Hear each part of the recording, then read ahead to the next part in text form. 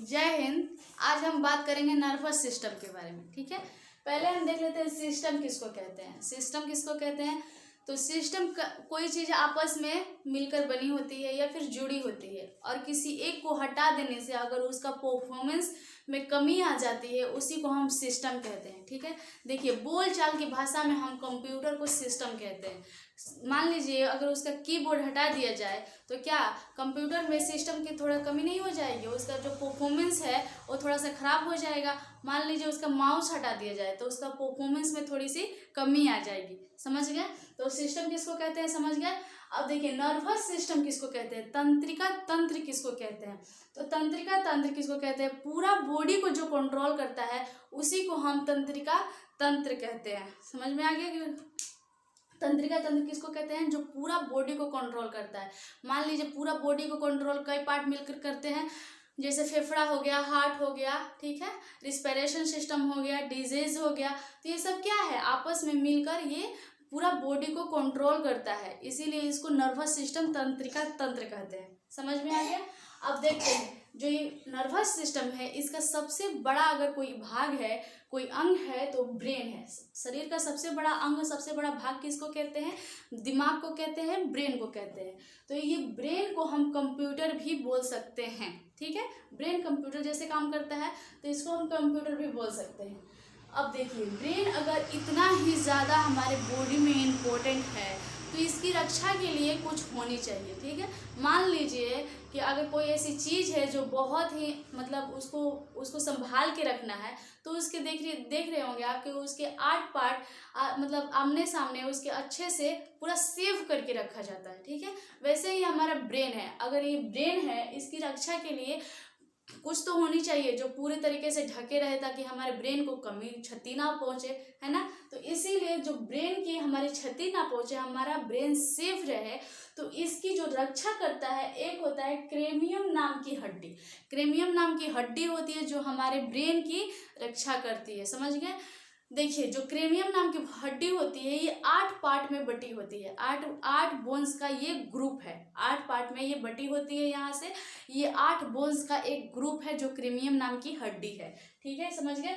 अब देखिए जो 8 बोन्स का एक ग्रुप है इसके अंदर जो फाइबर्स ज्वाइंट होते हैं, जो दिमाग के अंदर ब्रेन के क्रेनियम के अंदर जो होता है फाइबर ज्वाइंट होता है जिसको हम रेशेदार जोड़ कहते हैं, उसको हम क्या कहते हैं? रेशेदार जोड़ कहते हैं। समझ गए?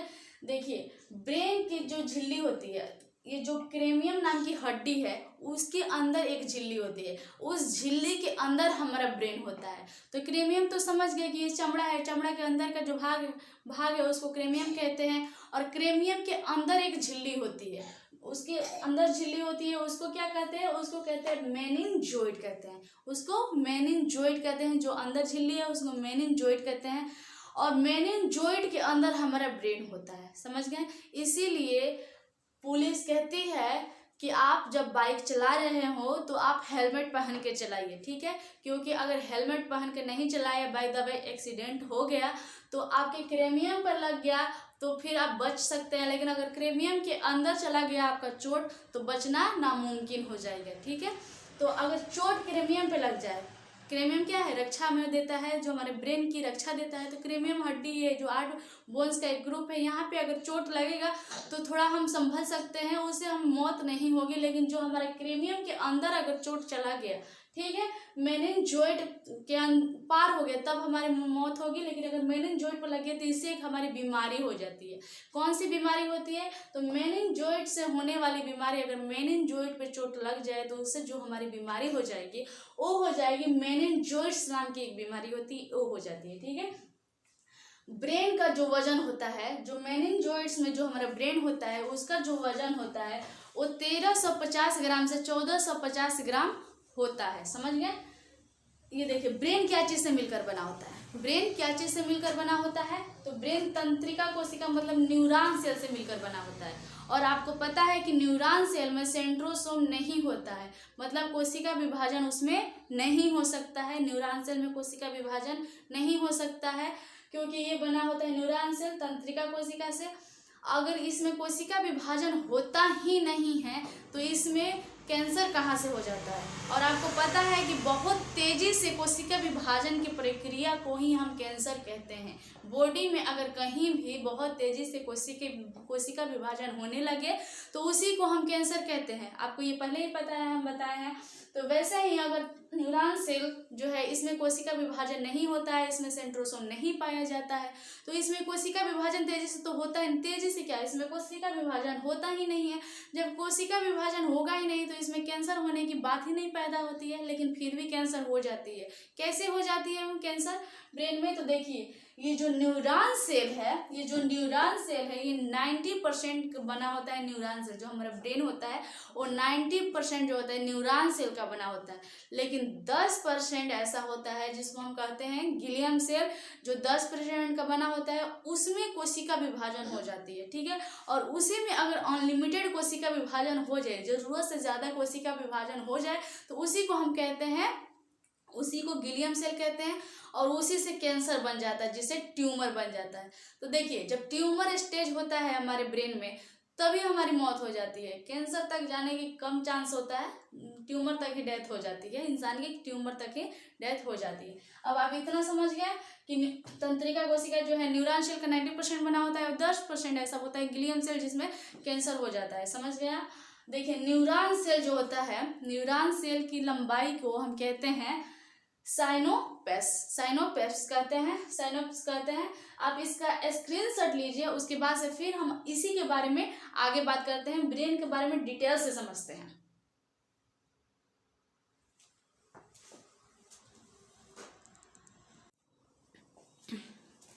अब देखते हैं पार्ट्स ऑफ ब्रेन। ब्रेन कितने भागों में बटा हुआ है, पार्ट्स ऑफ ब्रेन देखते हैं। ठीक है, तो देखिए, जो पार्ट्स ऑफ ब्रेन है ये कितने भागों में बटा हुआ है? 3 भागों में बटा हुआ है। लेकिन ये जो ब्रेन है ये 12 जोड़ी तंत्रिका तंत्र से मिलकर बना होता है। ठीक है, कितना जोड़ी तंत्रिका तंत्र से मिलकर बना होता है हमारा ब्रेन? 12 जोड़ी तंत्रिका तंत्र से मिलकर बना होता है। समझ गए? ठीक है, अब ब्रेन देखिए, ब्रेन 3 पार्ट में बटा हुआ है। 3 पार्ट में बटा हुआ है ब्रेन। पहला है अग्र मस्तिष्क। अग्र मस्तिष्क का मतलब होता है आगे वाला ये पार्ट, जिसको अग्र मस्तिष्क बोलते हैं।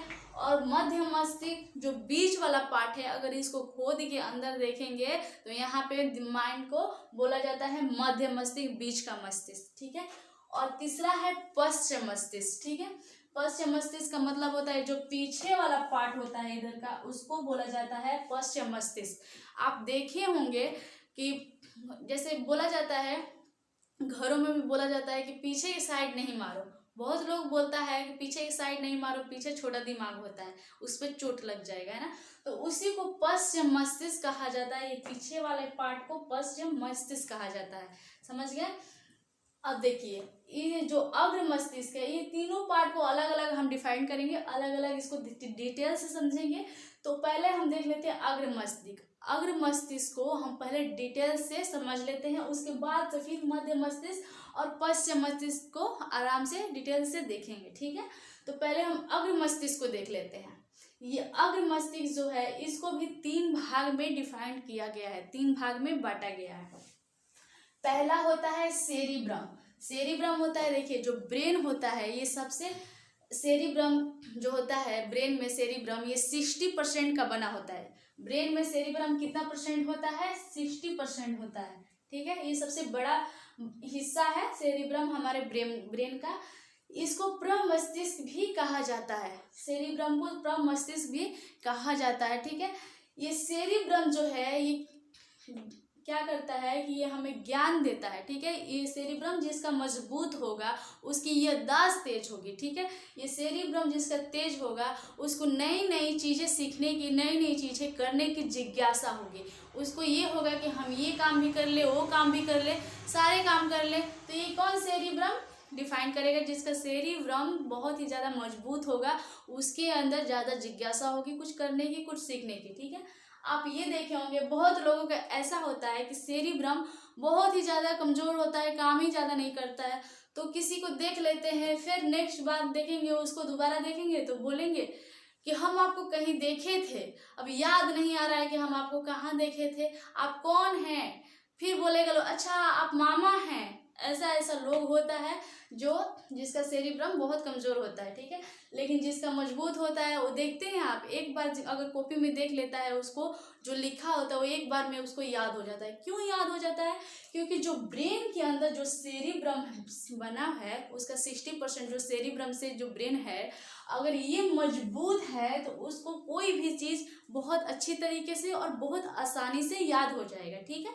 अब आप सेरिब्रम के बारे में समझ गए, इसको प्रमस्तिष्क भी कहा जाता है। अब दूसरा देख लेते हैं थैलेमस। ये दूसरा है थैलेमस। ये बाहरी वातावरण का एहसास कराता है।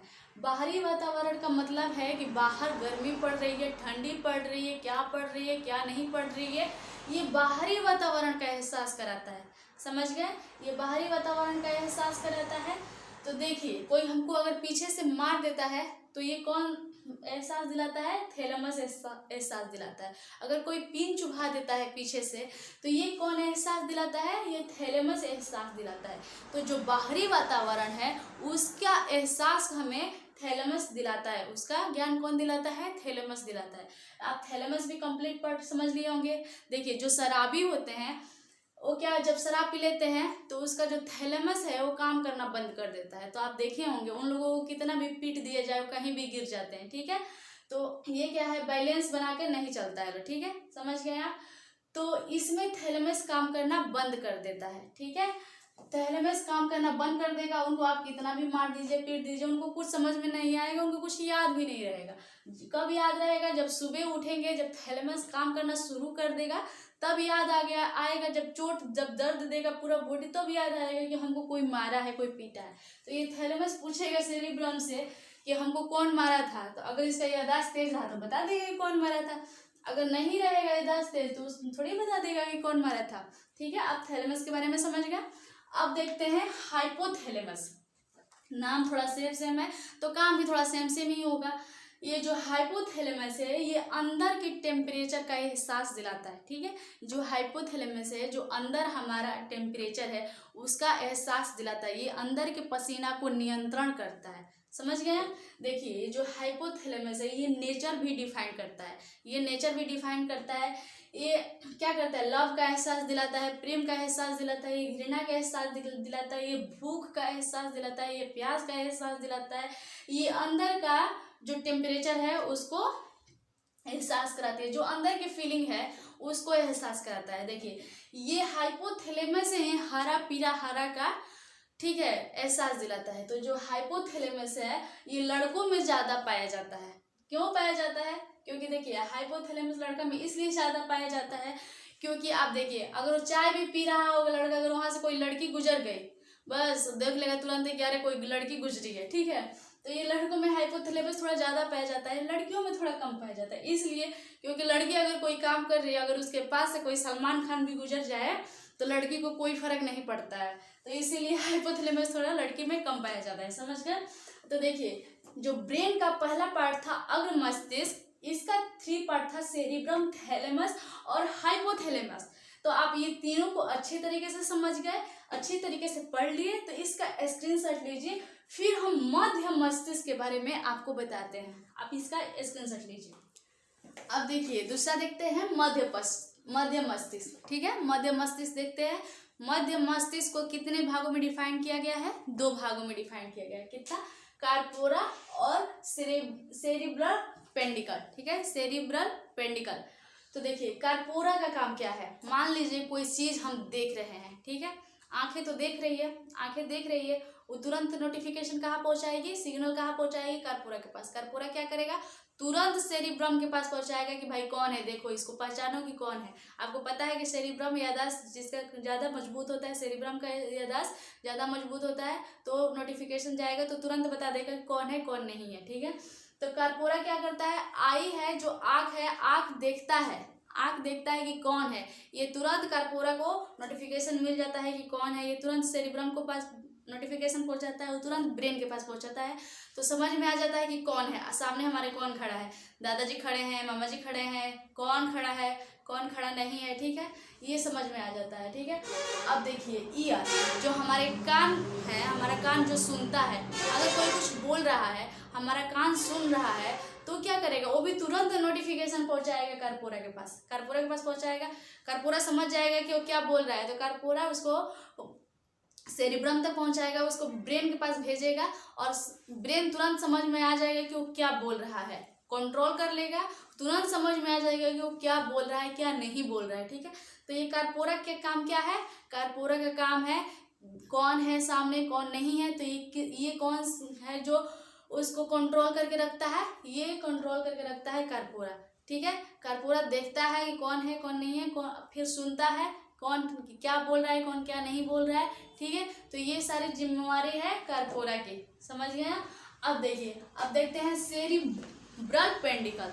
सेरिब्रल पेंडिकल जो है ये ब्रेन का एक हिस्सा है। ठीक है, ये सेरिब्रल पेंडिकल एक ब्रेन का एक हिस्सा है, इसके असिस्टेंट है। ठीक है, देखिए जैसे प्रधानमंत्री है, अकेले कोई काम तो करते नहीं है, वो क्या है उनके पास बहुत सारे असिस्टेंट है। ठीक है, जैसे कैबिनेट मंत्री है, ऐसे है, तो मान लीजिए कभी कभी तो ऐसा होता है कि उप प्रधानमंत्री भी रख दिया जाता है। ठीक है, जो हमारे जो संविधान है उसमें ऐसा कोई चर्चा नहीं है, लेकिन फिर भी उप प्रधानमंत्री रख दिया जाता है। उसमें 7 उप प्रधानमंत्री अभी तक रखा जा चुका है, लेकिन हमारे प्रधानमंत्री जो नरेंद्र मोदी हैं अभी तक कोई उप प्रधानमंत्री नहीं रखे हैं, क्योंकि उनको ऐसा फील नहीं हुआ होगा, इसलिए वो ऐसा नहीं रखे हैं उप प्रधानमंत्री। ठीक है, तो वैसे ही ये क्या करता है, ये ब्रेन से मिलकर बना होता है सेरिब्रल पेंडिकल। ठीक है, ये कनेक्ट करता है स्पाइनल कॉर्ड से। ठीक है, स्पाइनल कॉर्ड से कनेक्ट करता है, जो हम यहाँ पे कनेक्ट करता है पूरे रीढ़ के हड्डी में, जो बीचों बीच से निकल कर मिली होती है, उसको कहा जाता है स्पाइनल कॉर्ड। ठीक है, स्पाइनल कॉर्ड कहा जाता है। ये किससे कनेक्ट करता है, स्पाइनल कॉर्ड से कनेक्ट है सेरिब्रल पेंडिकल। ठीक है, तो इसको जो स्पाइनल कॉर्ड है इसको सेकेंड ब्रेन भी कहा जाता है, समझ गए। तो देखिए मध्य मस्तिष्क के बारे में आई होप कि इतना समझ गए होंगे आप। इसका एक छोटा सा टॉपिक है, इसका स्क्रीनशॉट ले लीजिए, फिर हम पश्चिम मस्तिष्क के बारे में आपको डिटेल से समझाते हैं। ठीक है, आप इसका स्क्रीनशॉट ले लीजिए। तीसरा देखते हैं पश्चिम मस्तिष्क। ठीक है, पश्चिम मस्तिष्क मतलब ये जो पीछे वाला पार्ट है इसी को हम पश्चिम मस्तिष्क कहते हैं। देखिए आगे वाला में तो ये 8 हड्डियों से 8 बोन्स का ग्रुप होता है, लेकिन पीछे जो यहाँ पे जो पश्चिम मस्तिष्क है यहाँ पे मांस होता है। ये जो बाल है आप यहाँ पे टच करके देखिए, वहाँ पे मांस होता है। ठीक है, और वहाँ पे बहुत बड़ा होल होता है। ठीक है, अगर वहाँ पे अगर बहुत तेज से चोट लग जाएगा ना तो आदमी की मौत हो जाएगी, इसीलिए कहा जाता है कि पीछे वाला साइड यहाँ पे बहुत तेजी से नहीं मारना चाहिए। समझ गया, तो पश्चिम मस्तिष्क समझ गया। अब इसको 2 भागों में डिफाइन किया गया है, इसको 2 भागों में डिफाइन किया गया है, एक है सेरिबेलम और दूसरा है मेंडुला। ठीक है, देखिए सेरिबेलम के काम क्या है, सेरिबेलम जो है सेरिबेलम उस बाइलेंस का काम करता है। ठीक है, ये बाइलेंस जैसे हम चलते हैं एकदम बाइलेंस बना कर चल रहे हैं, तो ये बैलेंस बनाने का काम करता है। ठीक है, देखिए छोटे छोटे बच्चों में ना ये सेरिबेलम ना काम ज़्यादा नहीं अच्छे से काम नहीं करता है, इसीलिए जब बच्चा चलता है तो उसको आराम से चलाया जाता है ताकि वो कहीं गिर ना जाए, क्योंकि वो अच्छे से बैलेंस नहीं बना पाता है। इसीलिए जो सेरिबेलम है वो बैलेंस बनाने का काम करता है। आप देखे होंगे कि सेरिबेलम जो सर्कस में होता है वो रस्सी पे चल लेता है रस्सी पे क्यों चल लेता है क्योंकि उन लोगों का सेरिबेलम जो है वो ये इस हिसाब से एडजस्ट कर लिया है कि वो लोग उनको ये नोटिफिकेशन दे दिए हैं कि हम अपना जो बॉडी है हम ऐसे ही बैलेंस बना के रखें, हम ऐसे ही चल रहे हैं, तो उन लोग का सेरिबेलम जो है उसी तरह से बन गया है, ये बैलेंस उसी तरह से बना लेता है। अब हम लोग से थोड़ी रस्सी पे चला जाएगा, हम लोग से नहीं चला जाएगा, इसीलिए हम लोग का जो सेरिबेलम है हम लोग उसको अच्छे से ऐसे ही एडजस्ट कर लिए हैं कि हम लोग कैसे चल रहे हैं। जैसे हम लोग डेली रूटीन में चलते हैं हमारे सेरिबेलम भी वैसे ही अपने आप को बना लेता है, हमारा बैलेंस वैसे ही बन जाता है। इतनी बात समझ में आ गई। देखिए जो शराब पीता है ना उसका सेरिबेलम जो है काम करना बंद कर देता है। देखते अजूबे चलता है सब, जो शराब पी लेता है हिलते डुलते चलता है सब, तो उन लोग का जो सेरिबेलम है वो बैलेंस नहीं बना पाता है, या फिर सेरिबेलम ज़्यादा काम अच्छे से नहीं कर पाता है, इसीलिए उन लोग का बैलेंस नहीं बन पाता है। तो आप इतना तो समझ गए हैं कि सेरिबेलम का क्या काम है, वो बैलेंस बनाकर चलता है, बैलेंस बना के रखता है, बॉडी का बैलेंस बना के रखता है। समझ गए आप सेरिबेलम के बारे में। अब दूसरा देखिए जो मेटाबॉलिक कहा जा सकता है, मेटाबॉलिक। अब मेटाबॉलिक किसको कहेंगे, देखिए शरीर में 2 तरह से क्रिया होती है, एक एक एनाबॉलिक एक कैटाबॉलिक। ठीक है, तो एनाबॉलिक क्या है और कैटाबॉलिक क्या है। देखिए जैसे हम सांस ले रहे हैं, ठीक है, मतलब 38 ATP मिलाकर ग्लूकोज बन रहा है, और ग्लूकोज हमारा जो प्रक्रिया हो रही है उसको हम एनाबॉलिक कह सकते हैं, ठीक है। 20 एमिनो एसिड मिलाकर एक प्रोटीन बन रहा है तो उसको हम कह सकते हैं एनाबॉलिक, ठीक है। और कैटाबॉलिक किसको कहते हैं? कैटाबॉलिक उसको कहते हैं जैसे हम खाना खा रहे हैं और टूट गया, टूट कर पाचन कर लिया, ठीक है, पेट में टूट कर पूरे फिर से पाचन कर लिया, डाइजेस्ट कर लिया, ठीक है, तो उसी को कहा जाता है कैटाबॉलिक। तो एनाबॉलिक और कैटाबॉलिक को मिला देंगे तो उसी को कहा जाता है मेटाबॉलिक, ठीक है। तो आप इसको समझ गए हैं मेटाबॉलिक। देखिए जो हमारा श्वसन है, जो हम रिस्पिरेशन सिस्टम जो है हमारा, जो फेफड़े से सांस लेते हैं या फिर जो हम डाइजेस्ट करते हैं, ठीक है, ये सब क्या है? मेंडुला ऑब्लिगेटा में आ जाएगा, मेटाबॉलिक में आ जाएगा, ठीक है। आप इसका स्क्रीनशॉट ले लीजिए। आई होप बहुत अच्छे तरीके से समझ गए होंगे। आप इसको डिटेल से समझिए, अच्छे से पढ़िए, ठीक है, आपको बहुत आसानी से समझ में आ जाएगा। इसका एक स्क्रीनशॉट लीजिए, फिर हम इसके आगे देखते हैं।